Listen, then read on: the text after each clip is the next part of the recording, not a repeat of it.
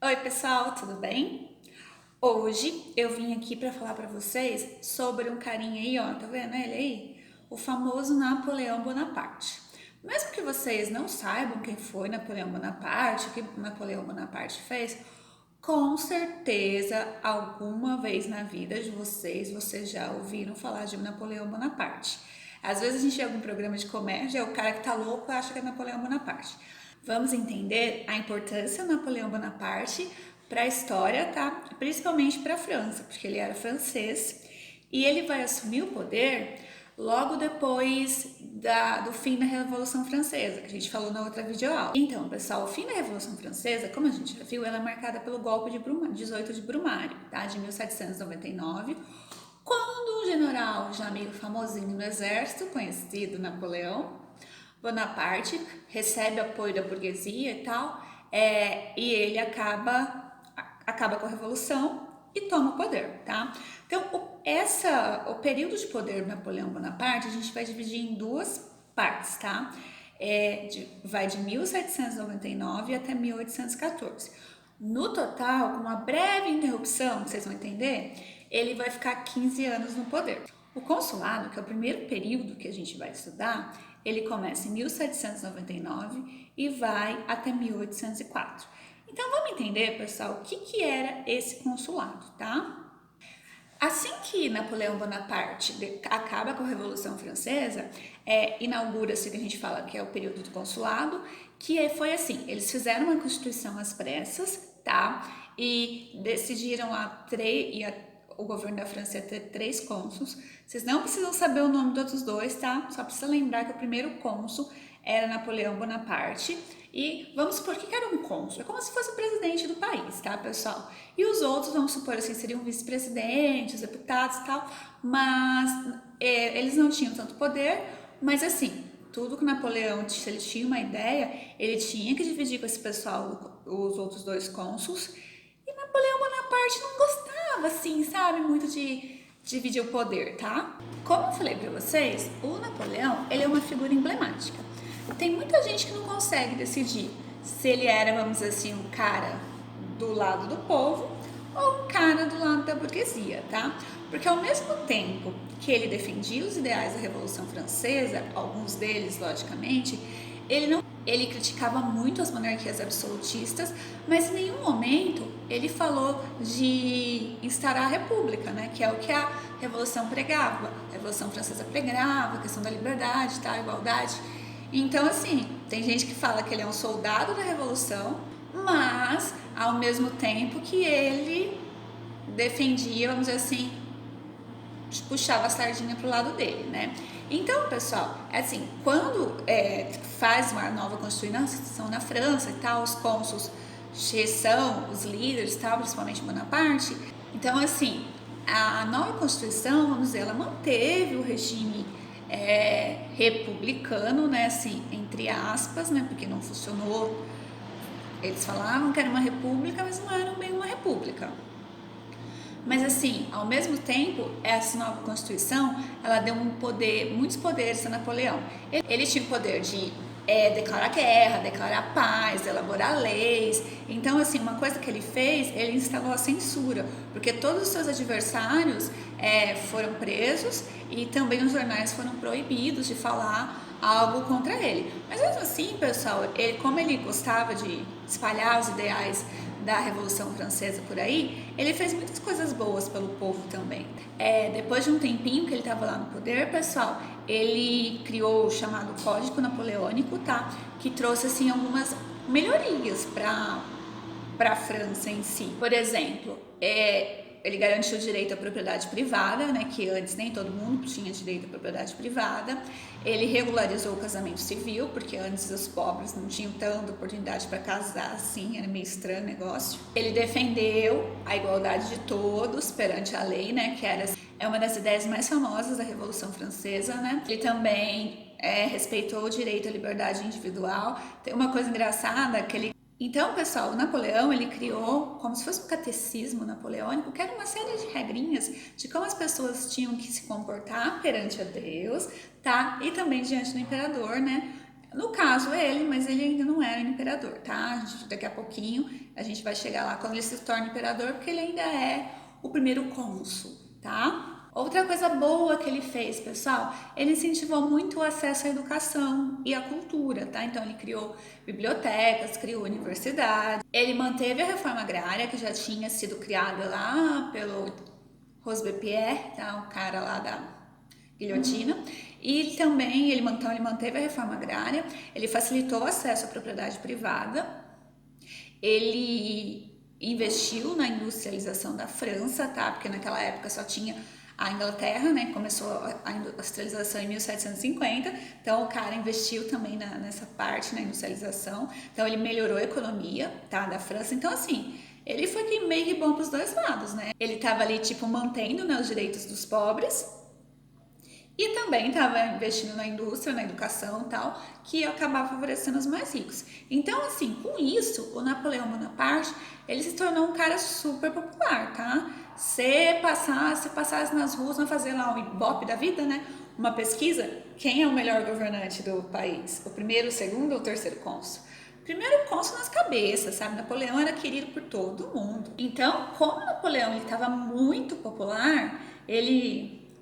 Lógico, né, pessoal? Político, não faz essas coisas assim, sem intenção nenhuma, né? Então, o que ele faz? Dia 2 de dezembro de 1804, ele elabora um plebiscito, tá? Que a população ia escolher se continuava do jeito que estava ou se o Napoleão ia se tornar um cônsul vitalício. O que seria isso? Ele ia dominar a França, reinar sobre a França até a morte dele. E, logicamente, como ele estava agradando todo mundo da população, né? Todas as classes, ele ganhou, né, esse plebiscito e ele se tornou cônsul vitalício. Aí diz a lenda, né, pessoal, não sei se isso é verdade, mas diz uma historinha aí que naquela época na igreja tinha muita importância e tal, e era comum, né, os papas coroarem, vamos dizer assim, os reis. E aí, na hora que ele foi coroar o Napoleão, diz a lenda que Napoleão, tipo, tomou a coroa do Papa, falou assim, não, dá aqui mesmo que eu ponho, pronto, sou rei da França, acabou, vamos agora conquistar o resto do mundo. Quando eu falo, pessoal, o resto do mundo, era o resto do mundo mesmo, tá? Ele focou que ele ia se tornar o maior reino do mundo. E realmente, assim, a França naquele período, ela tinha o maior exército, tá? Assim, do mundo, só que um detalhe muito importante, tá, pessoal? O exército de chão, tá? Se ela fosse fazer uma guerra pelo mar, ela ia se ferrar, tá? Então, assim, qual foi a primeira coisa que ele fez? Foi começar a conquistar novos territórios. Como ele tinha um exército muito forte, não foi muito difícil, tá? Esse período a gente fala que foi o expansionismo militar. Ah, pessoal, uma coisa importante é lembrar que naquele período, né, o continente americano, mesmo a França tendo algumas colônias aqui, ele não era considerado, tanto o americano, a África, a Oceania ali, não era considerado muito o mundo não, tá? O mundo era a Europa. Então, o primeiro foco do Napoleão era conquistar a Europa, tá? Isso eu digo assim, os países mais importantes, Itália, Portugal, Espanha, Inglaterra. Então, vamos entender como tudo isso começou? Então, pessoal, ele saiu por aí, vamos conquistar todo mundo, modo de guerra ativar e vamos. Então, ele conquistou, aos poucos ele conquistou a Espanha, tá? E a ideia dele era acabar com todas as monarquias absolutistas. Ele podia montar, mas ele não queria que os outros países tivessem um monarca absolutista, não. Então, assim, aí na Espanha, ele conseguiu derrotar a Espanha e ele colocou no lugar do rei o irmão dele, tá? O irmão dele chamado Fernando.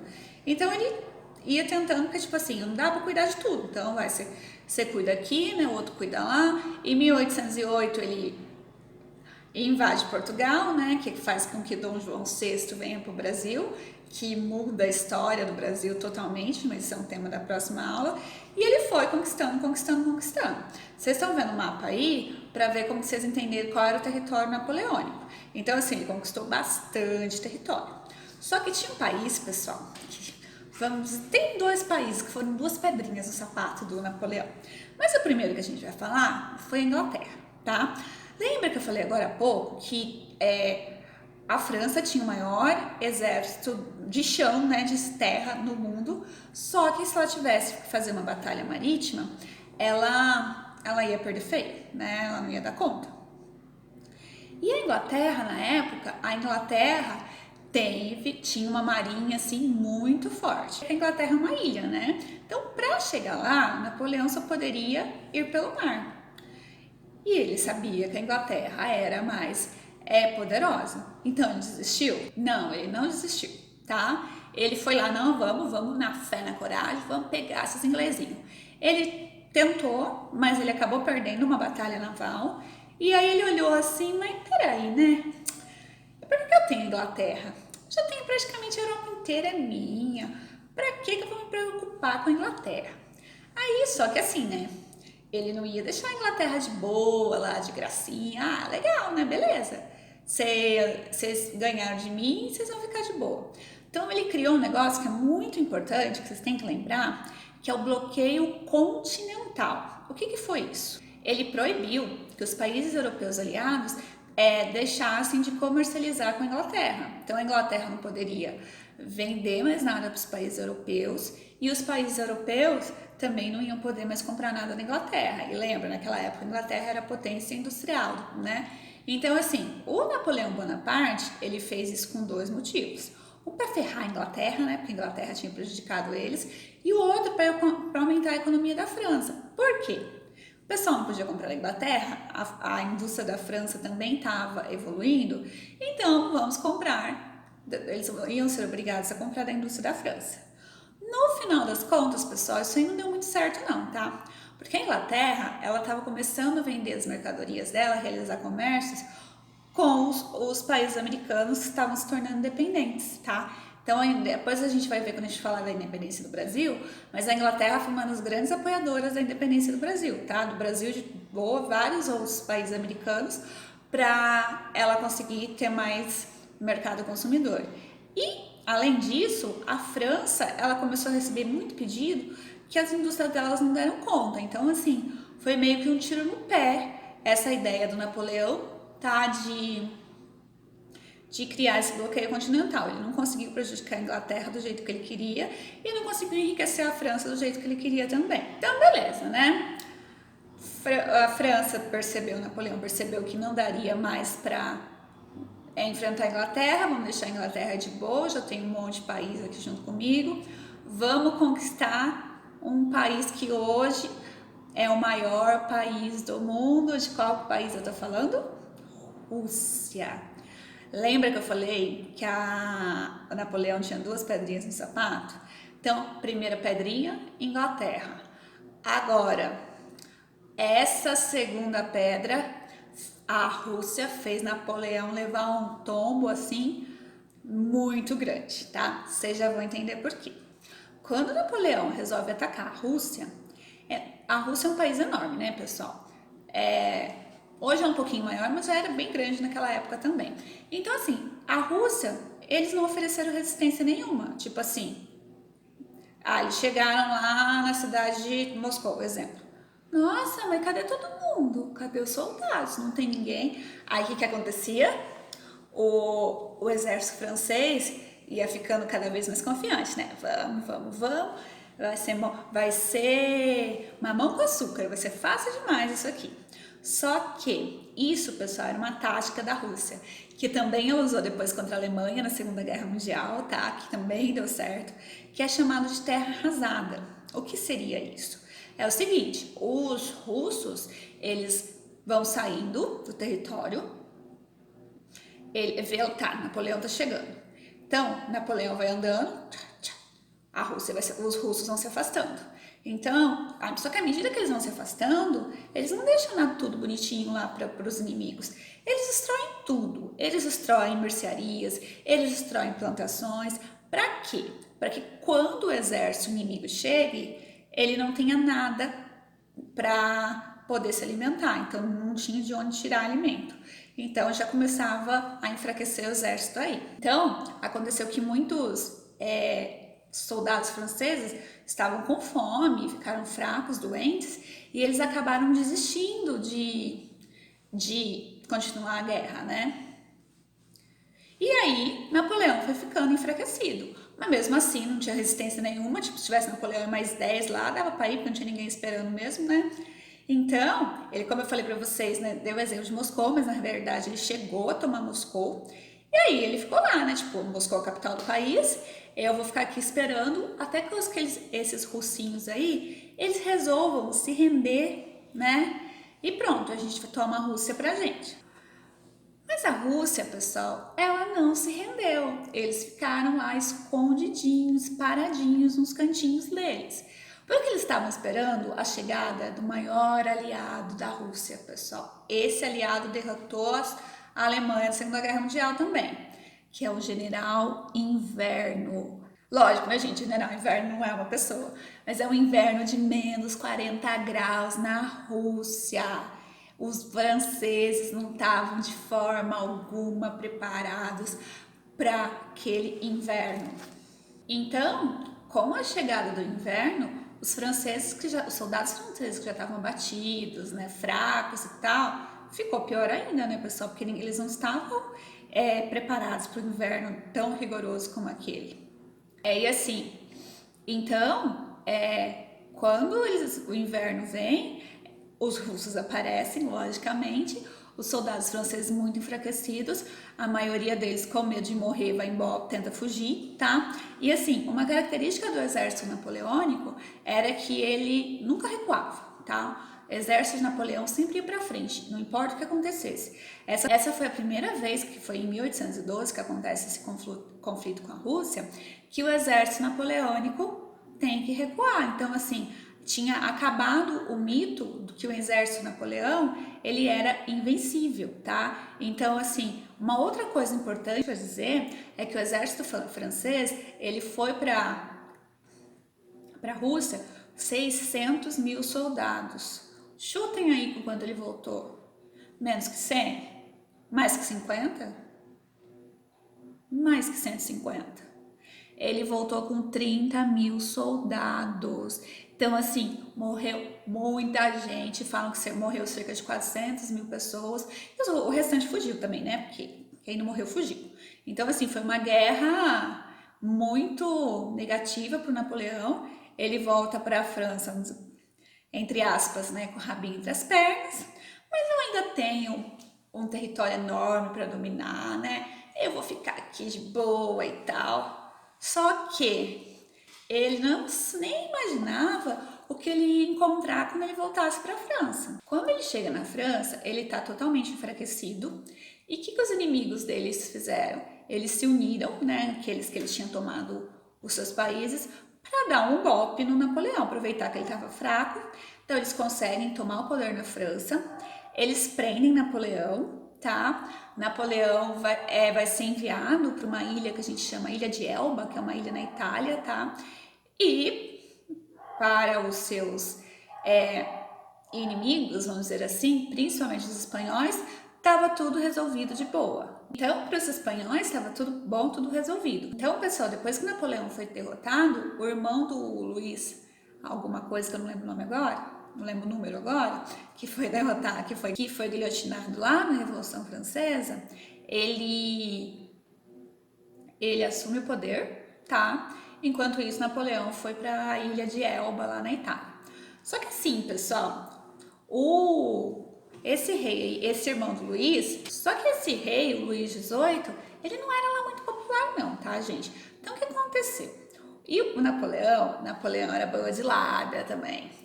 Ele, pessoal, ele conseguiu convencer, preso lá bonitinho, ninguém sabe direito como, mas ele conseguiu convencer os carcereiros, tá, que estavam cuidando dele lá na Ilha de Elba, a libertá-lo e marcharem com ele de volta para tomar o poder na França. Nisso, o Luís XVIII fugiu, né, com medo. Falei, meu irmão já foi guilhotinado, vai que dá merda para mim também. E o Napoleão acabou assumindo seu lugar.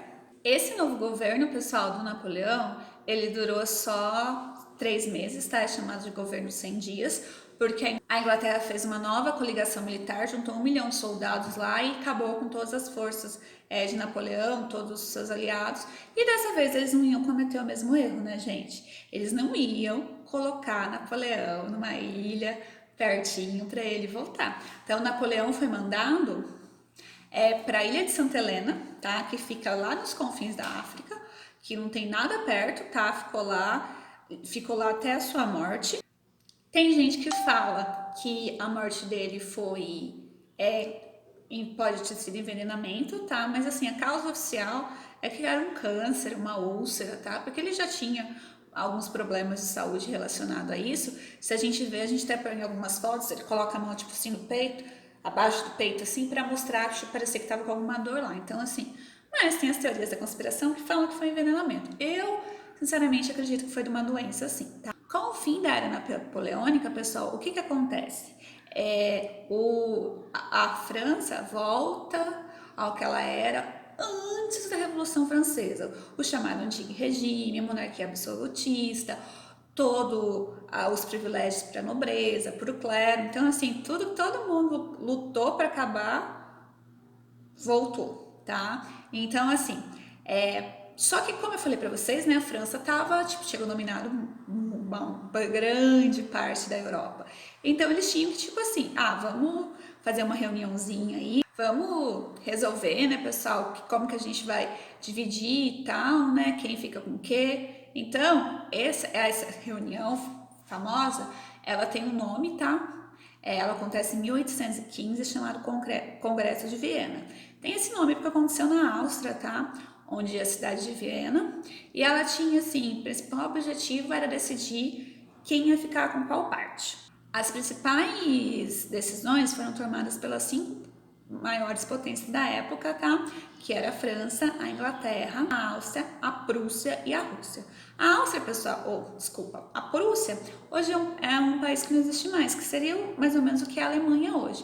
E a França, né, pessoal, tava lá, mas não tava, né? Porque ela não tinha sido o rei atual, né, o imperador atual, mas a França tinha que obedecer o que eles falassem. Então, como eu falei para vocês, eles decidiram pela volta do antigo regime, eles decidiram que eles iam frear os movimentos de independência nas colônias. A Inglaterra, como eu falei para vocês, ela queria que as colônias americanas se tornassem independentes, então ela ficou meio neutra.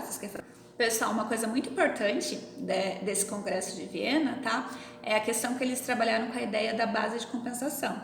Então, eles queriam, tipo assim, vamos dizer, dividir o território ali meio que parecido, para ninguém se tornar mais forte nem mais fraco que o outro. Que na verdade, assim, né? Eles estavam fazendo isso porque eles tinham medo de que depois davam revoltas aí em alguém e eles resolvessem um atacar o outro, né? Então é melhor, tipo, eles terem um tamanho próximo, uma força militar próxima, tá? Para não ter perigo de que isso ocorresse. Uma outra coisa importante desse Congresso de Viena é um acordo chamado Santa Aliança, tá? Esse acordo, ele foi assinado por 3 países, a Áustria, a Rússia e a Prússia. E assim, esse acordo da Santa Aliança, o que eles diziam? Que esses países, eles seriam responsáveis, tá? Por intervir em alguma guerra que acontecesse, tá?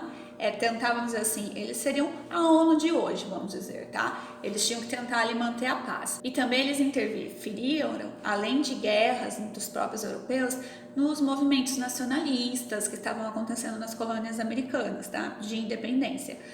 Como eu já falei para vocês, a Inglaterra não queria que todo mundo se tornasse independente, então ela não fez parte da Santa Aliança, né? E a França não tinha poder para apitar mais nada, né? Então, só que assim, foi um período, vamos dizer assim, que essa Santa Aliança, ela deu um fôlego para o absolutismo, porque assim, eles poderiam intervir, né? Então, Rússia, Áustria e Prússia, se estivesse acontecendo algum movimento contra o absolutismo, né, contra esses países. Só que, pessoal, a gente diz que foi uma paz momentânea, tá? Porque depois, assim, eclodiram diversas rebeliões, diversas revoluções, várias revoluções industriais em outros países, que aí aos poucos foi caindo o absolutismo no mundo de forma geral, tá? É isso, eu espero que tenham gostado, tá? Não esqueçam de se inscrever no canal, dar um like. Nosso próximo vídeo de história vai ser sobre a chegada da família real ao Brasil, tá? É isso, pessoal. Fiquem bem. Tchau, tchau.